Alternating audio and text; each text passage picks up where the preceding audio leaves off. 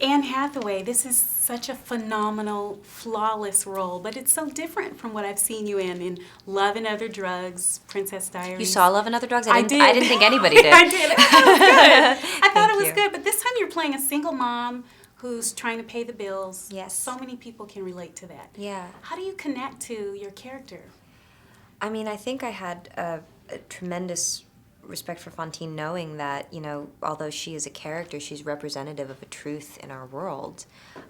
Particularly, she's a mother who will go to any length to try to provide for her child, and that is required of her. And I do think that she's the sort of person that she would rather have died than become a prostitute. But she has a child that she loves, and it's the only way that she can send her money. And I felt honored to be able to be the one chosen to bring that type of love to life on screen. You did it so well, and there were 2 times when I teared up in the movie. Well, I cry in a lot of movies, though, and it was when you were singing I Dreamed a Dream. And it was, I mean, so emotional, and you look so thin. I know you lost weight for this role. How did you pull that off? Well, thank you for what you said. I had a plan. I had a plan. I broke the weight loss into 2 stages and just sort of did what I had to do. They gave me a break. I Dreamed a Dream was the last scene that I shot before I began the really, really, really terrible weight loss for the character. And so I just had 2 weeks to try to lose as much as possible. The goal was 14 pounds. Wow. And I wound up losing 15, so, oh my gosh. so I think I got extra credit. You know, it's just part of the job. It's an unusual part of the job, but you can't, there's really no fanfare to it. You just do what you have to do when you're playing a role like that. And it seems like you really committed to this role, and people will see, it seems like they shaved your head a little bit in patches. A little bit? Okay, so they did. They did shave your head. There was in nothing patches. left. And that must have been kind of nerve-wracking, but I'm sure it helped with the emotion. And It was nerve-wracking, but as it always is whenever there's a no turning back aspect to something that you're doing, there will be a defining moment before they shave my head and after they shave my head.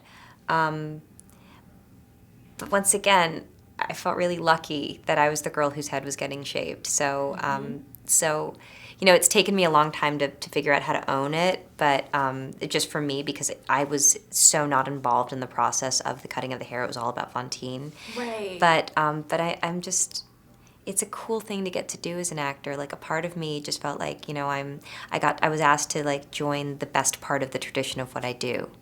And also working with Hugh Jackman, who was also great. What was it like having that energy on set when you have the best actors of today are in this movie? Yes. And you're one of them. That must be... Well, of course, you know, the song that runs through your head the entire time is "Which one here is not like the other one?" Yeah.